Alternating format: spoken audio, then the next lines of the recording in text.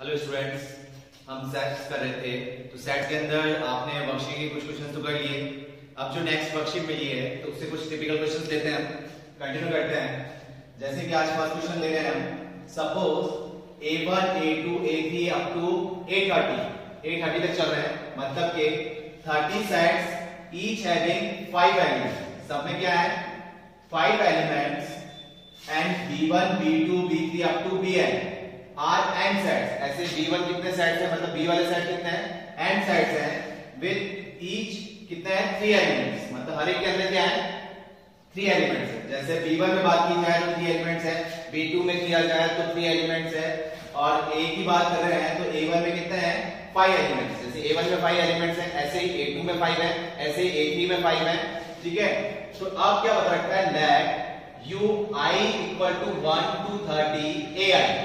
इसका मतलब क्या है, u यूनिवर्सल करते जा रहे हैं, ai मतलब i की वैल्यू 1 से लेकर 30 तक हम सॉल्व करेंगे तो क्या होगा इसके अंदर यूनिवर्सल, मतलब a1 universal a2 universal a3 universal union, मतलब क्या कर रहे हैं यूनिवर्सल यूनियन कर रहे हैं, क्या कर रहे हैं इसके अंदर ऐड करते हुए चल रहे हैं, मतलब a1 union a2 union a3 union करते हुए चल रहे हैं। यूनियन मतलब क्या होता है एडिशन, और वो किसके इक्विवेलेंट है कि union of J1 to n Bj, मतलब ऐसे ही B की वैल्यू हम J की वैल्यू हम पुट करते हुए जा रहे हैं तो समीशन हो जाएगा 1 से लेके n तक का, और वो किसके इक्विवेलेंट है S के इक्विवेलेंट। ये एक सेट बोल दिया कि S के इक्विवेलेंट है and each element of S, अब S के बारे में बता रहे हैं कि each element of S belongs to exactly 10 of the AIs, मतलब जो 10 ऑफ AIs के हैं उनके इक्विवेलेंट है, and exactly 9 of the BJs, मतलब BJ वाले के 9 के इक्विवेलेंट है। तो अब क्या कर रहे हैं, then n is equal to क्या ऑप्शन है 15 3 45 35, इस टाइप से ऑप्शन दे रहे हैं।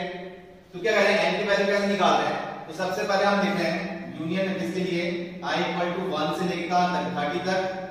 इसका मतलब क्या हो रहा है, इसका मतलब है a1 यूनियन लिख दो, a1 union a2 union a3 union की जगह आप क्या करते हैं एडिशन करते हैं, मर्ज कर देते हैं उनके अंदर सारे, प्लस अप टू कहां तक जा रहे हैं, ये जा रहे हैं 30 एलिमेंट्स। ठीक है, a 30 तक जा रहे हैं तो कितने हो जाएंगे, एक के अंदर कितने एलिमेंट्स हैं 5, टोटल नंबर ऑफ एलिमेंट्स की बात कर रहे हैं तो एक के अंदर 5 है, इसके अंदर 5 है, इसके अंदर 5 है, तो अप टू 30 तक कितना हो जाएंगे 5 into 30।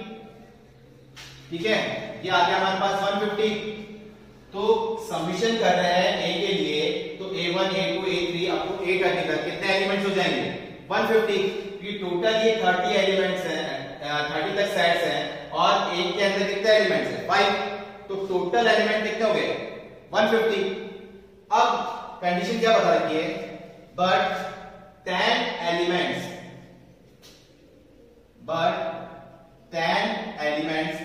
मतलब ये कंडीशन क्या आ रही है, इसमें से हम देख रहे हैं, देखिए कि ai वाली कंडीशन क्या दे रखी है कि ईच एलिमेंट, अब इसके अंदर क्या बता रहा है S के लिए कि each element is 10 times used, each element is 10 times used in S के अंदर देख रहे हैं कि बता रखा है ना, each element of S belongs to 10 of AIs, मतलब 10 टाइम्स ऑफ AIs, तो 10 टाइम्स ऑफ यूज कर रहे हैं S के अंदर, तो आपको पता है कि सेट्स के अंदर रिपीटेड टर्म्स लिखी जाती है, तो 150 है तो 10 टाइम्स के अकॉर्डिंग जा रहे हैं तो कितना हो जाएगा S के अकॉर्डिंग क्या हो जाएगा 150 डिवाइड बाय 10 कर देंगे, क्योंकि रिपीटेड टर्म हम लेते हैं तो जो रिपीट हो रहे हैं हट जाएंगे, तो 10 टाइम्स हो रहे हैं तो हमने डिवाइड फॉर्म में ले लिया, कितने रह जाएंगे 15।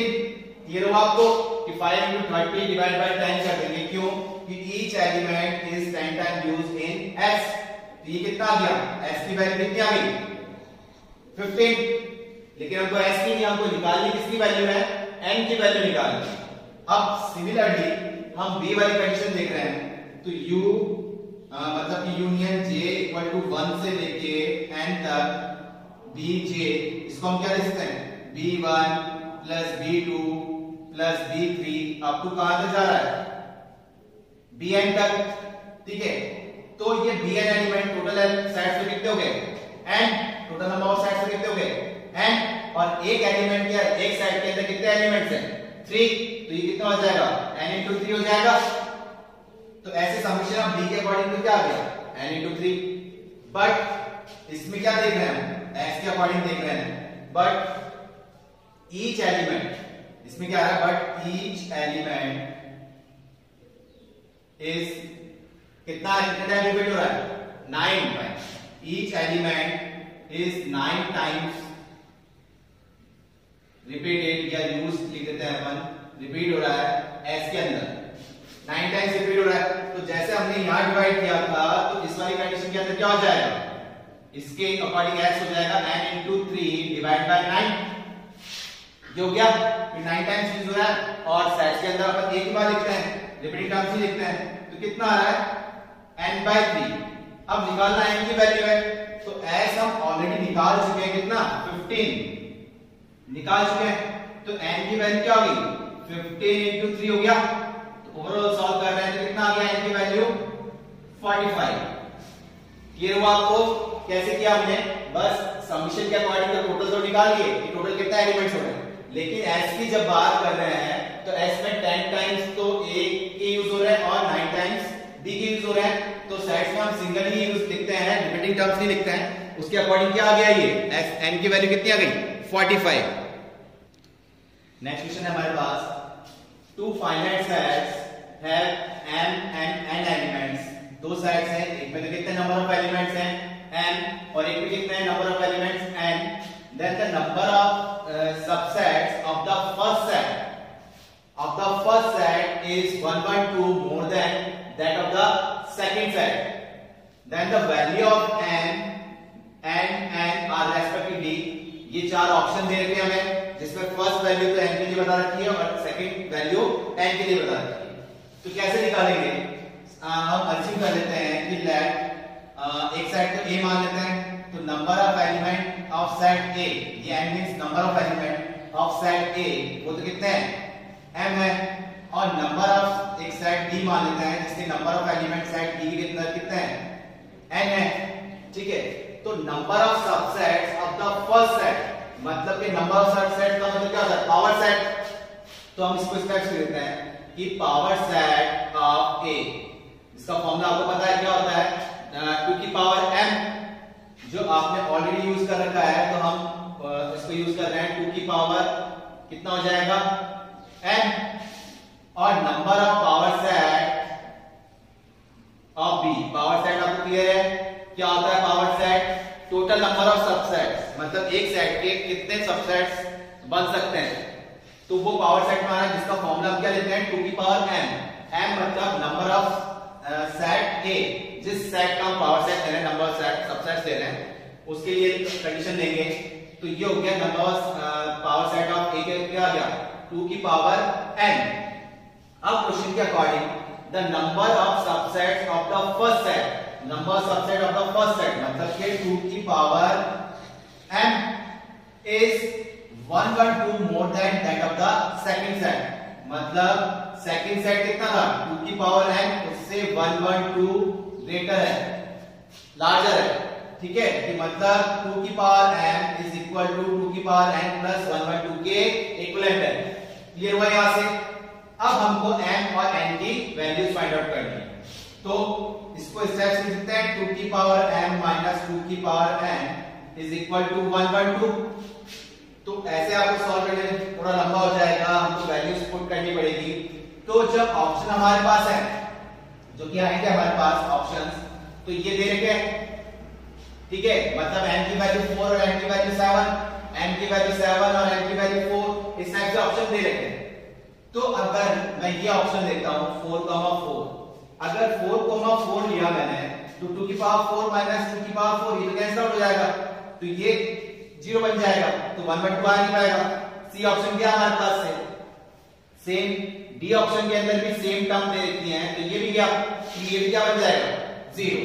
अब दिक्कत क्या हुई, 4 की पावर 4,7 और 7,4 ये हमको चेक करना है, और 2 की पावर फॉर्म में, तो 2 की पावर हमको अप टू 10 तक तो डन है, ये 2 की पावर 2 4 होता है, 3 8 होता है, 2 की पावर 4 16 होता है, 5 32 होता है, इस टाइप से 2 की got 10 कितना 1024, तो इतना तो लर्न है, तो इसको आप फटाफट सॉल्व कर लेंगे।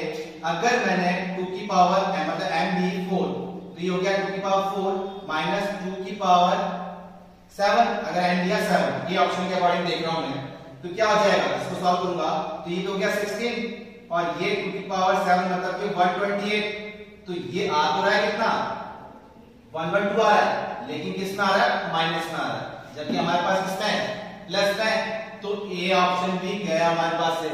अब क्लियर हो गया कि बी ऑप्शन ही है, तो एक बार वापस देख ही लो इसको कि 2 की पावर 7 माइनस 2 की पावर 4, जो कि सॉल्व करते हैं तो कितना हो जाएगा, 2 की पावर 7 मतलब कि 128 माइनस का 16, ये कितना दे रहा है हमें 112, और चाहिए हमें कितना था 112, तो क्या क्लियर हुआ, m की वैल्यू तो आ गई 7 और n की वैल्यू कितनी हो गई 4, जो कि किस ऑप्शन में है, बी ऑप्शन में। क्लियर हुआ कि कौन से ऑप्शन हमने कैसे हटाए, और बाकी दो ही ऑप्शन हमारे पास रह गए, उनको कैसे सॉल्व कर लिया। नेक्स्ट क्वेश्चन है हमारे पास, if the set a and b are defined as, जैसे कि a को हमें सेट देखा है ऑर्डर पेयर में कि x, y, जिसमें y की कंडीशन बता रखी है y is equal to 4/x, where x not equal to 0 and x belongs to r, मतलब x की वैल्यू 0 नहीं लेनी, अदरवाइज आप कुछ भी वैल्यू ले सकते हैं सिर्फ 0 को छोड़ के। b का मतलब क्या है कि x, y, और y के बारे में बता रखा है y किसकी इक्विवेलेंट है x, और क्या लेना है x greater than 0 and x belongs to real number, मतलब 0 से अबव लेना है कौन से नंबर, रियल नंबर्स। देन कौन सा ऑप्शन सेटिस्फाई करेगा कि a intersection b equal to a आ रहा है, a intersection b equal to b आ रहा है, a intersection b not equal to 5 और a union b equal to a union b equal to a, तो कैसे करें। अब आपको पता है कि इसमें अगर a की हम बात कर रहे हैं, a सेट की अगर बात कर रहे हैं तो सिर्फ 0 नहीं पुट करना, बाकी आप कुछ भी वैल्यू पुट कर सकते हैं, ठीक है।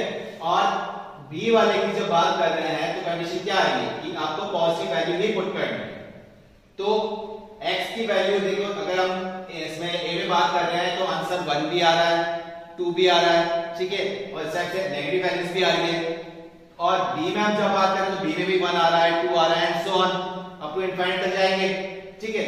लेकिन अब कंडीशन क्या देखें, तो a intersection b equal to a के एलिमेंट जाएगा, मतलब सारे जो a के एलिमेंट हैं वो इसके अंदर आ ही रहे हैं, a इंटरसेक्शन b, तो तभी a एलिमेंट जा रहा है कि a के सारे एलिमेंट किसके अंदर आ रहे हैं, b के अंदर आ रहे हैं, लेकिन ऐसा नहीं हो रहा है। हम चेक कर लेते हैं कि अगर देखो x की वैल्यू मैंने क्या पुट करी, 1 पुट कर रहा हूं, तो a का सेट तो क्या देगा, a के एलिमेंट में बात कर रहे हैं, a का सेट तो क्या देगा 1 पुट करने पे 4, क्योंकि a के लिए कंडीशन क्या है, a के लिए कंडीशन हमारे पास y इक्वल टू 4/x, यहां x की वैल्यू 1 पुट कर रहा हूं तो आंसर क्या मिलेगा मुझे 4 ही मिलेगा, और x की वैल्यू अगर 2 पुट कर रहा हूं तो क्या मिलेगा, 2 पुट करने पे क्या मिल जाएगा 2, और अगर 3 पुट कर रहा हूं तो क्या मिल रहा है मुझे 4/3, ये तो मैं पॉजिटिव वैल्यू पुट कर रहा हूं, नेगेटिव भी पुट कर सकते हैं, और अगर 4 पुट कर रहा हूं तो क्या मिल रहा है मुझे 1, तो इस तरह से नेगेटिव वैल्यूज भी आप ले सकते हैं, जरूरी नहीं है पॉजिटिव लें,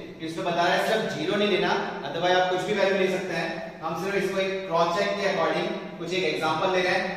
अगर b की बात करें तो b में हमारे पास क्या है, b किसी इक्वल है y इक्वल टू x, और x की वैल्यू क्या लेनी है आपको ग्रेटर देन 0, यहां तो आपको पॉजिटिव वैल्यू लेनी है, तो b के अकॉर्डिंग जो सेट बनेंगे, ये सेट हम लिख नहीं रहे हैं इसको, वैसे तो बहुत इनफाइनाइट टर्म जाएगी, इससे पहले नेगेटिव टर्म्स भी आएंगी, ठीक है।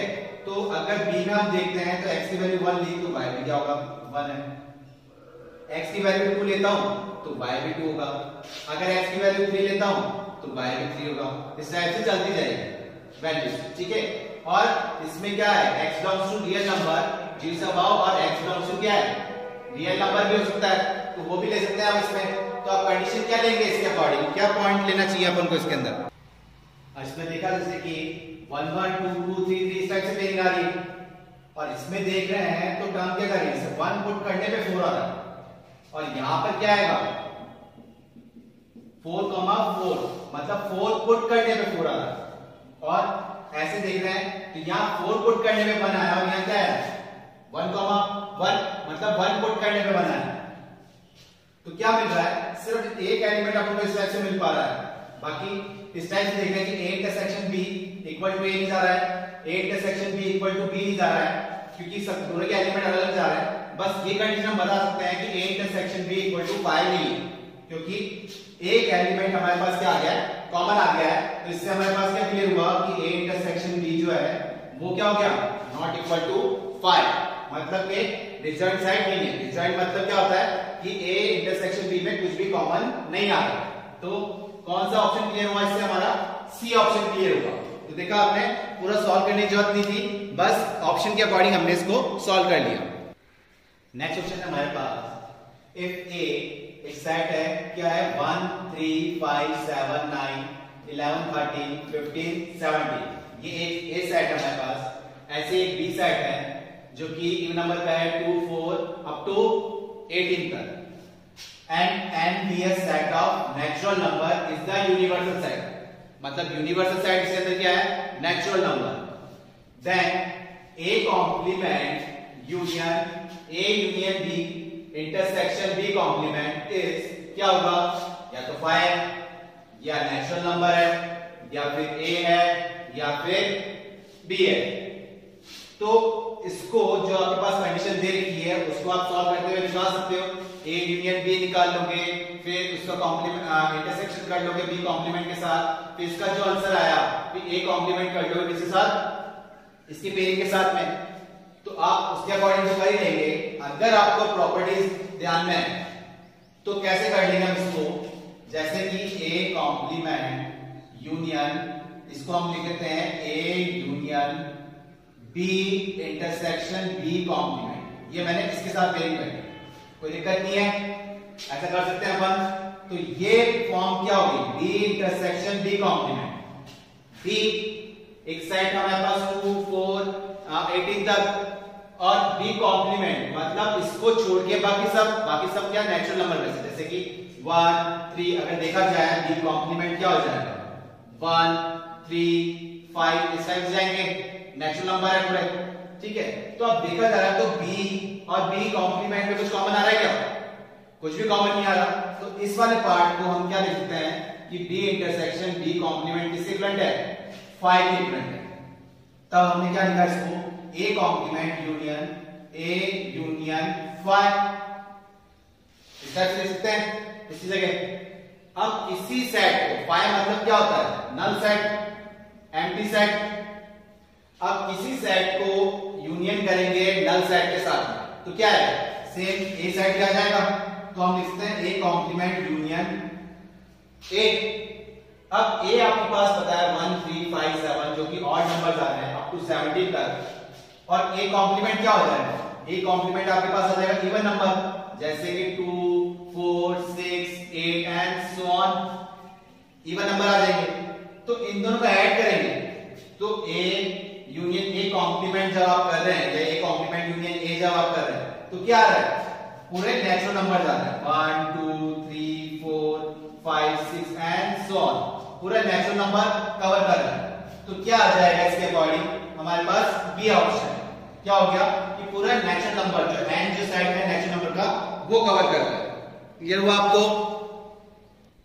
नेक्स्ट क्वेश्चन है हमारे पास, if x and y are two sets and x dash का मतलब क्या है, complement of x, then x intersection x union y का whole complement is equal to किसके इक्विवेलेंट है, x y 5 and x intersection y। ये चार option हमारे पास। तो क्या करें, या तो आप इसको अज्यूम कीजिए कि x एक साइड अज्यूम कीजिए कुछ भी, फिर x और y अज्यूम कीजिए, फिर x यूनियन y का कॉम्प्लीमेंट निकालिए, या तो उसके अकॉर्डिंग कीजिए, उससे आंसर आ जाएगा आपका, लेकिन थोड़ा लेंथी हो जाएगा। अगर आप इसको प्रॉपर्टी वाइज यूज करते हैं तो आपको एक फॉर्म पता है कि x यूनियन y का होल कॉम्प्लीमेंट, जो कि आपने फॉर्मूला लर्न किया था कि a complement intersection b complement, क्या लिखते थे आप, a यूनियन b का होल कॉम्प्लीमेंट, ना तो a ना ही b, इसको हम क्या लिखते थे, a यूनियन b का होल कॉम्प्लीमेंट। तो इसको क्या लिख देंगे, ये तो ये फॉर्म दे रखी है x यूनियन y का होल कॉम्प्लीमेंट, तो आप लिखते हो x complement intersection y complement. तो वो हम उसकी जगह पुट करते हैं यह term x intersection x complement intersection y complement. इस टाइप से दिया। तो अभी जैसा आपने इससे पहले जो क्वेश्चन किया था उसी के अकॉर्डिंग हम इसको सॉल्व करते हैं। तो ये x इंटरसेक्शन x कॉम्प्लीमेंट हम लिख देते हैं और इंटरसेक्शन y कॉम्प्लीमेंट अलग लिख दिया। तो ये x और x कॉम्प्लीमेंट कुछ कॉमन आएगा क्या इनमें? कुछ भी कॉमन नहीं आएगा। तो क्या आएगा? y intersection y complement. अब नल सेट और y कॉम्प्लीमेंट कुछ कॉमन आएगा? ये तो ऑलरेडी नल सेट है, तो कॉमन क्या आ सकता है? कुछ भी नहीं आएगा। तो किसके इक्विवेलेंट हो गया? ये 5 के इक्विवेलेंट हो गया। तो क्या है आंसर हमारे पास? सी। आप इसको अगर सेट एज्यूम करते हुए सॉल्व करते तो भी हमारा हो जाता, लेकिन थोड़ा लेंथी जाता। लेकिन इसके अकॉर्डिंग हमने इसको इजीली सिंपलीफाई कर लिया। क्लियर हुआ आपको? नेक्स्ट क्वेश्चन है हमारे पास, if A and B have 3 and 6 elements, मतलब A के पास 3 एलिमेंट्स हैं और B के पास कितने हैं? 6 elements respectively, then the minimum number of elements A union B। मतलब A की कंडीशन बता रखी है, B की बता रखी है और हमसे पूछे गया है number of elements of A union B। तो कैसे करेंगे? तो number of elements A union B, मतलब इसका फॉर्मूला आपको पता है कि A यूनियन B जो हम लिखते हैं NA number of elements B minus number of element A intersection B, जो कि हमको ये मिनिमम कंडीशन बतानी है। तो A हमारे पास कितना है? 3 और B है 6। अब सब डिपेंड कर रहा है A इंटरसेक्शन B पे। तो minimum number of element A union B की क्या हो सकता है? जब ये क्या होगा? मैक्सिमम होगा। तो A इंटरसेक्शन B मैक्सिमम कितना हो सकता है? A intersection B maximum condition क्या होगी? इन दोनों में कॉमन क्या आ सकता है? A के पास 3 एलिमेंट है और B के पास 6 एलिमेंट है। तो इनमें से मैक्सिमम कंडीशन क्या हो सकती है? A इंटरसेक्शन B की 3। या तो A इंटरसेक्शन B 3 होगा, 3 से ज्यादा तो आ ही नहीं सकता ना, क्योंकि A के पास ही 3 है, 4 तो है ही नहीं, तो 4 कॉमन कैसे आएगा? 5 कॉमन कैसे आएगा? कि इसके A के पास है ही 3। तो maximum element A intersection B कितने होंगे? 3। और मिनिमम कितने हो सकते हैं? 0। नेगेटिव में तो जाएगा नहीं। तो क्या होगा? A इंटरसेक्शन B के या तो 0 होगी या 0 से अबव कहां तक? 3 तक। तो हमको चाहिए A यूनियन B मिनिमम। क्या चाहिए? Number of element A union B क्या चाहिए? मिनिमम चाहिए। तो क्या करना पड़ेगा? A इंटरसेक्शन B को क्या लेना पड़ेगा? मैक्सिमम। और मैक्सिमम क्या है? 3। तो माइनस जब 3 कर देंगे 3 कट हो गया, क्या आंसर आया? 6। तो A यूनियन B कब मिनिमम हो रहा है? जब A इंटरसेक्शन B की वैल्यू हमने क्या ली? 3 ली। और अगर देखो A यूनियन B मैक्सिमम चाहिए, number of element A union B के मैक्सिमम चाहिए, तो क्या करना होगा? 3 + 6 माइनस A इंटरसेक्शन B क्या लेना होगा? सबसे कम लेना पड़ेगा। और कम कितना है? 0। तो ये कितना हो जाएगा? 9। तो A यूनियन B की मैक्सिमम वैल्यू क्या हो जाएगी? 9 और मिनिमम वैल्यू कितनी हो जाएगी? 6। क्लियर हुआ आपको? वो सब डिपेंड कर रहा है किस पे? A इंटरसेक्शन B पे। इसके अकॉर्डिंग हमने इसको सिंपलीफाई किया। क्लियर हुआ?